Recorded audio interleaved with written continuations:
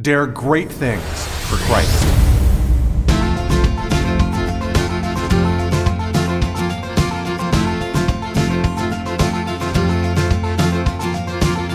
Christ calls us to dare great things. In the marketplace, as well as in the mission field, there has never been a time like the present for the spirit of the Catholic entrepreneur. Now is the time for men and women of great courage and great vision to engage our church and our culture. Now is the time to dare great things. And here is your host as we dare great things, Father Nathan Cromley, the president and founder of the St. John Institute. Every once in a while, leaders need to remember the joy of leadership. And leaders who are following in the footsteps of Christ have a special obligation to witness to the joy that comes from their service, because we do what we do in service of the King of Kings. While challenging sometimes, staying joyful is also a secret of the saints. Not only are leaders keepers of visions and motivators in hard times, but we also have the privilege of inspiring those who follow us. Hey everybody, I'm so glad that we have this chance to go another step deeper in our leadership. And so I want to talk with you here about the secret to joyful leadership, number 5, and the 5th secret. Now, if you remember the way that we've been framing this, we've been kind of following the map of human action that St. Thomas Aquinas lays out for us, and that I've developed at the St. John Institute with what we call the Audeo approach to leadership. And what it basically means is that we look at the sphere of human action as the framework for leadership. And human actions will follow through 5 different stages, 5 different steps, if you will, but stages is a better word for it. And each of those stages has its own proper principles and its own domain. But by breaking it up into 5 baskets, if you you were able to pinpoint not only the problems, but also the opportunities. And so I'm looking in this particular class with you at the opportunities, right? So I'm trying to look with you now about what joyful leadership looks like. What are the secrets to joyful leadership? And we saw in the first phase that of the idea behind the action, the motivation. We said, gosh, the joyful leader gets to cast a big vision. We get to keep that vision alive. We're the ones that are looking ahead. And so to constantly remember that and to be able to take the time that you need to rekindle the dream and to keep that alive. And then there's the second phase of leadership, which is understanding. And in the understanding phase, the joy of the leader is to be able to bring people together into a plan, to harmonize the diversity of viewpoints, to have these great brainstorming sessions that allow people to collaborate with you, but that where you get to bring the multiplicity of the possibilities in front of you to a point, a beautiful point, a point you can rejoice in. And of course, that allows us then to be those who start. And that's the third phase of leadership, the phase of driving forward, which involves both starting and finishing. And both of these phases, we also outlined, have their own unique joys. Now, I want to speak to you today about the 5th phase of leadership, which is that of engaging others. And for Aquinas, this 5th phase is, he refers to it with the Latin word fruitio, which means to enjoy something deeply. That is, for Aquinas, at the end of a human action, after we've done what we needed to do, there's a period of enjoyment. And I think it's so profound to think about that. Like, why would Thomas Aquinas put this out there? But he says, when he explains the word fruitio, which comes from the Latin word for fruit, literally, he says it's an enjoyment akin to one eating a piece of fruit. And I think this is just so fascinating that he would put that in there. What an honest assessment. But is there any better way to put it? I mean, if you take a juicy, warm peach, right, and you bite into a juicy, warm peach, oh my goodness, the way that feels, Aquinas is like, that's the way it should feel when you finish an action. We've longed for a goal, we've wanted it to happen, and then when we finally reach the end of our action, we enjoy union with that end. Now, Aquinas is talking here about ethical activity, right? There's a little bit of a different thing when it comes to the artistic activity that we're involved in work. And yet, both of them can kind of come together in this understanding that there is a finish that we arrive at. And that finishing state is one of enjoyment. All right, fruitio, a resting in the end that we have obtained. Now, what makes this particularly challenging for you guys is that people who are engaged in business, they rarely take a time to really enjoy that end goal. Most of the time, we finish our task and we go right on to the next one. There's almost like an endless mountain of emails to respond to. One time, I remember, I actually zeroed out my emails. I had a week full of boring meetings to attend, and I spent the time responding to the 700 emails that were in my inbox, and I got all the way to the bottom, and that's only happened one time in my life, but I did take a picture of the screen when I finally got and it said, you have 0 emails in your inbox. But how many of us have the same way? The work just goes in one step to the next, and it's important that we stop for a second and say, wait a second, who is going to follow us into a life like that? Either they're crazy or they're not leaders, right? Because what I mean by that is workers aren't necessarily leaders. You can be a leader as a worker, but to be a leader as a worker, you need to see an end goal, strive for it, and then after you've attained that end goal, you have to rest in it. I mean, otherwise, what's the point of getting to it? If our end goal is only the proximate goal to the next end goal, well, then we never really achieve anything. And who wants to follow somebody who's not achieving anything? You end up saying, okay, my boss who's directing me to do all this work is directing it just in a pointless exercise where I go into work every day simply to grind for no other purpose than the exercise itself. Because all we do is we do one thing, then the next, then the next, then the next, and we don't even enjoy the spot and the status that we finally have. This is a real problem.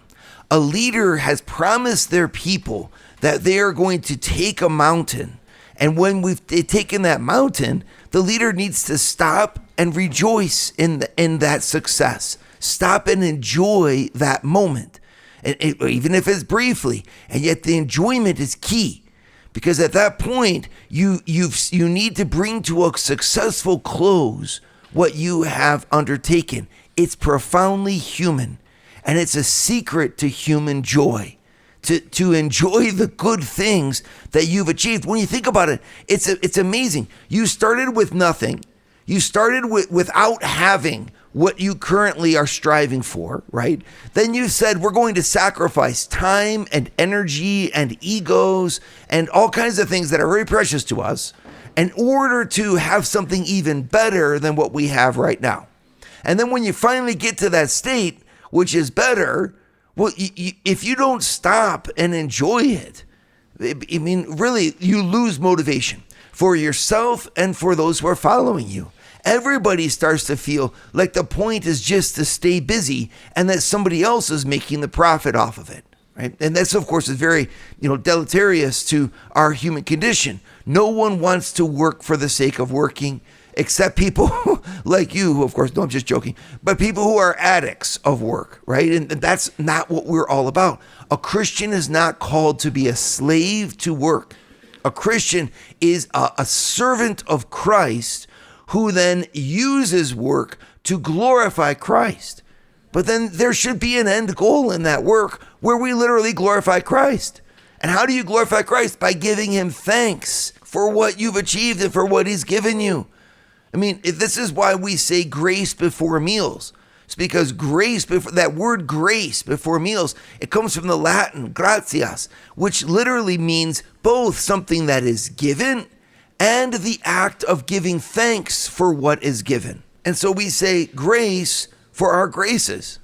Okay, but what that means is that thanksgiving, which of course is also the root of the Eucharist, the root word for Eucharist, it's the Greek word Eucharist means thanksgiving, right? So we have to stop at a certain point and say, thank you, God. Thank you for what we've achieved. And there's no better way to thank someone for a gift that they've given than for you to enjoy that gift.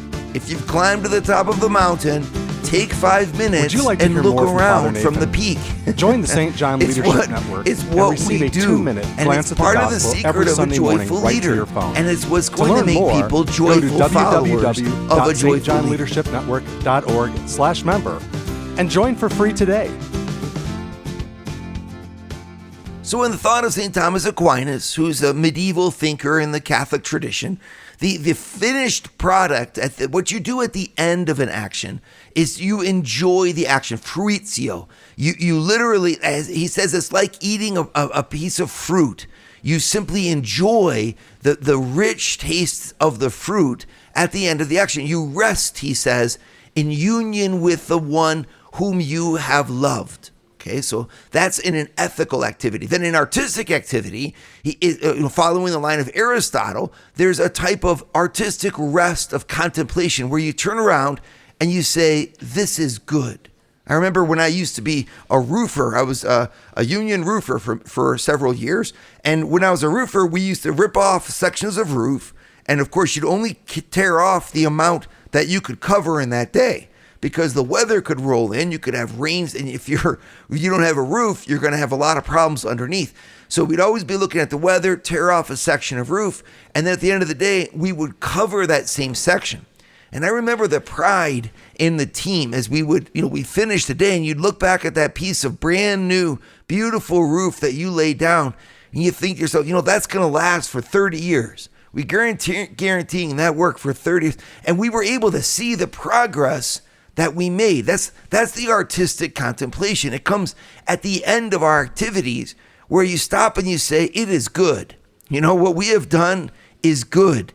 And if it is indeed good, your mind rests and you come to a certain closure. Well, of course, that's a beautiful parallel with fruitio, or resting in love in the end with the one whom you have loved, right? So in both of those, you have this same concept that the end of our activity needs to be reached. And I've been telling you, you can't just keep going from one thing to the next. This is very demotivating for people that are around you. And also, it doesn't allow you the chance to explain and to inspire in people who are going to have to one day succeed you. It's something that a lot of great workers, especially entrepreneurs, overlook. And that is the importance of raising up people underneath you who can do what you're doing, so that they can then do what you're doing even better and carry it forth when you no longer can. And of course, I'm thinking of any number of senior executives who, coming into their mid-60s, early 70s, turn to me and they say, Father Nathan, I know so much. I wish I could pour this back into the next generation.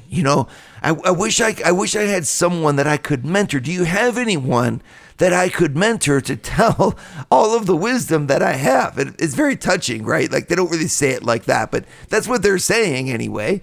And of course, I'm thinking of any number of young people that I then try to connect with them through the St. John Institute, right? So that they can get that mentorship and have the role of that person in their life.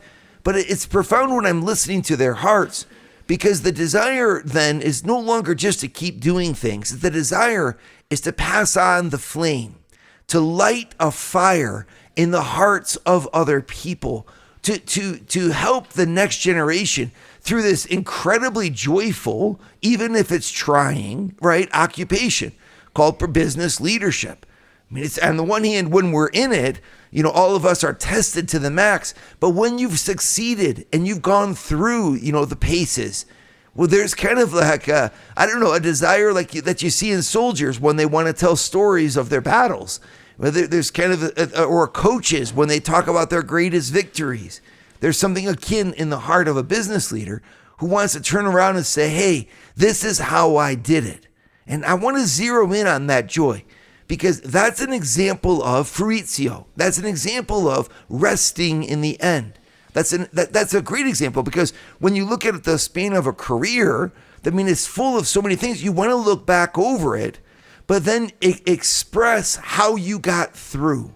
And of course, this could just be done in a narcissistic, selfish kind of way, but that's really not what I'm talking about, because it can also be done in a way where what you're really doing is lighting a fire in someone else. You're passing on what's inside of you in so that it can be inside of them. Right? If it's from the outside, in other words, and you're talking about skill sets and market conditions and teamwork and these things that are kind of boring, well, you can glorify yourself, and that doesn't do much for a follower of Christ. But if you could pass on to someone the ways that Jesus and your faith were important to you at the darkest and most trying of moments, or the ways that you were inspired to suddenly do something different when everyone thought that this was the way forward and you found a whole new path which ended up being the way to success. I mean, there's so many stories that we can speak of, not just on the outside of what happened, but on the inside, why it happened that way. And that is so valuable because it's a passing on of wisdom. And in a way, it's a passing on of faith. It's passing on to the next generation for people that are around you, those who are following you, the reason why you made it. And if we look in the Bible, we see this same thing happening. Look, for example, in Deuteronomy 31:14. Okay, go ahead and open your Bibles there. I know you got them. Deuteronomy, it's towards the beginning of the Bible there, 31:14. And the Lord said to Moses, "Behold, the days approach when you must die." All right, well, that's, of course, kind of sobering. The days are approaching when you must die, right? First of all, are we aware of that in our own lives, in our own leaderships? We think sometimes that it's just going to go on and on forever, but of course it's not. There's going to be the day will approach when we must retire.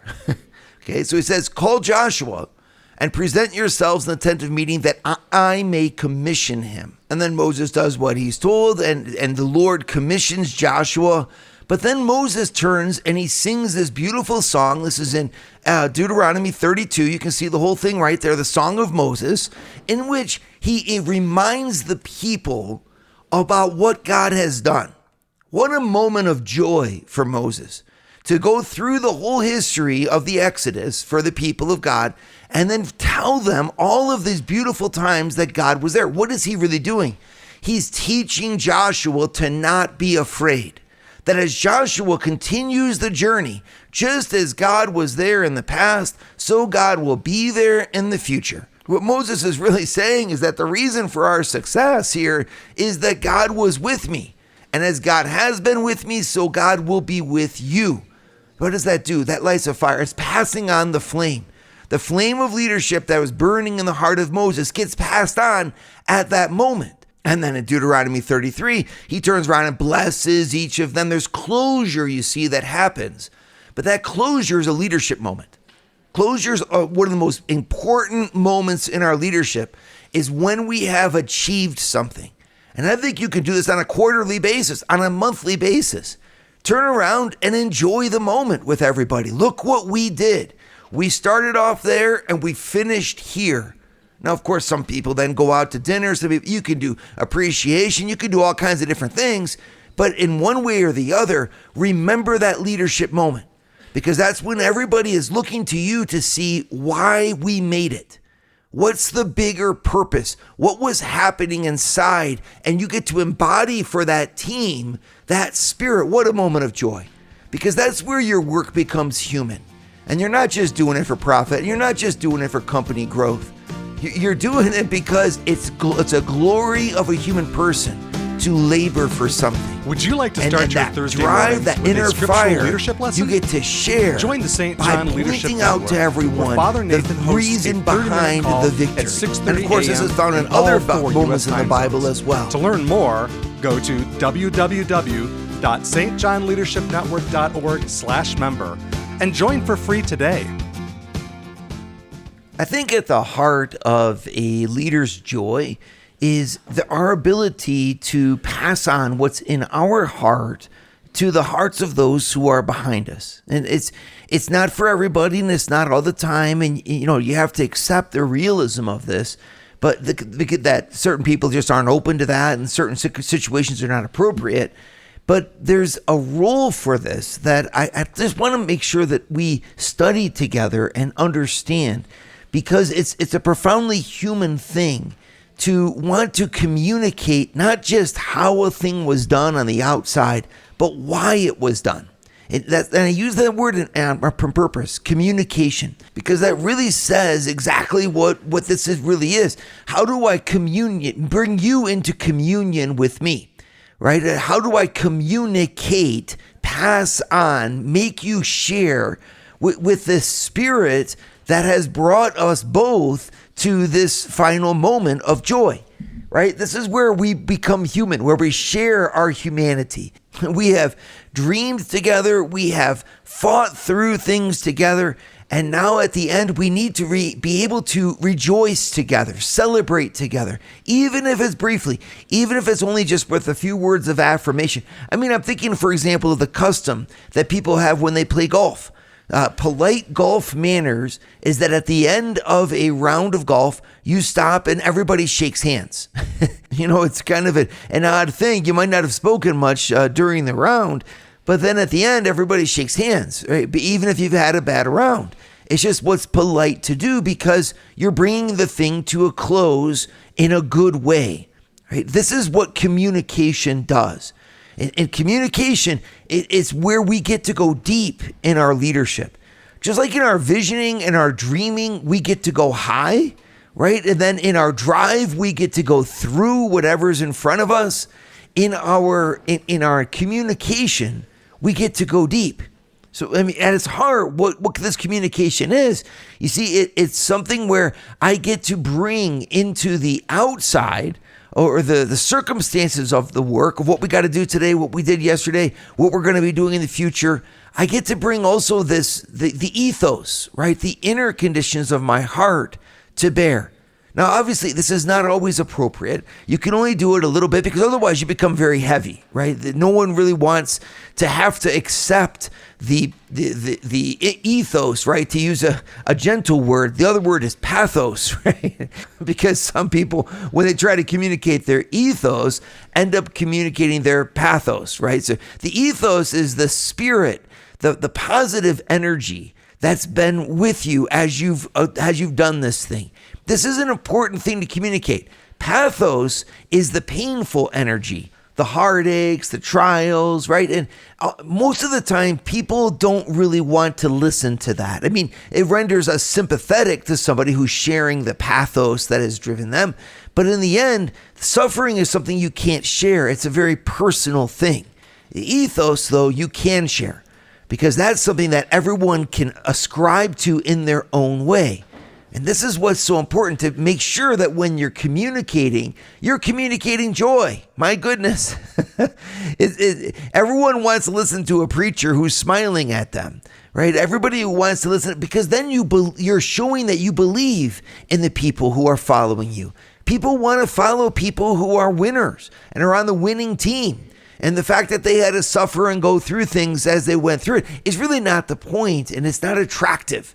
And this is the art of communicating well, is to communicate victory, because when you're communicating victory, you're communicating that person's happy future, right? And everyone wants to follow in the footsteps of someone who's going to bring them to happiness, to fulfillment. So, even if you know that the way is going to be difficult, if you're not willing to tell people that where you're going is worth the sacrifice, then you shouldn't be leading them there. But if you are leading them there and you are taking that opportunity to bring the people to some place that's better, you need to be able to tell them that. I mean, where's your own joy? Where's your own smile, right? Do you wear a smile into the workplace? Do you greet people at the beginning of a meeting with a friendly hello? Right? Or do we immediately just take our pathos into things, into the pain that we're carrying, the stress that we're under? It's just really important because followers have the unfortunate situation of having to receive everything that their leader emits because they're there, because we're paying them to follow us, to do what we need them to do. Well, if we're emitting negativity and negative energy and we're emitting that pathos forward, well, the poor follower has to sit there and absorb that all day long. And then we wonder why they don't really, fight with us on the field of battle, at our side with joy. It's because we're not even leading them with joy, right? This is where our Christian leadership really gets to begin. I mean, if we're doing what we're doing in the awareness that what we're doing out of love for God and in gratitude to the Redeemer of our souls, and as an act of love, ultimately, for the people of God, and the world, for other people who have needs. What we're doing is important in our company because we're delivering good goods and good services to people who are in need of them. If we're making bread every day, it's to feed a hungry world. If we're picking up garbage it's to clean up a dirty world. What an amazing perspective. And that's the perspective that we get to take into our jobs every day. Well, that's a joyful perspective. So, if we're just communicating with folks the pain that's in our heart, or the sacrifice that we're going through, the difficulty, they're not going to want to follow. We're not going to be passing on the fire because we didn't get involved in things because they were difficult. We got involved in things because they were worthy.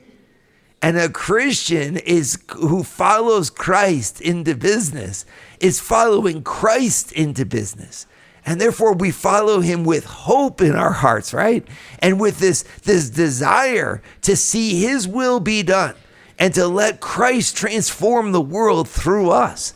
And that's a beautiful and such a great opportunity that if we allow it to shape our own minds, well, then we'll pass on a torch of true inspiration and of genuinely joyful leadership to those who are following us. So what can we do? We need to get real practical and look at our words and our behaviors with the people that are closest to us. And starting today, just make sure at least once a day you say positive things about the future.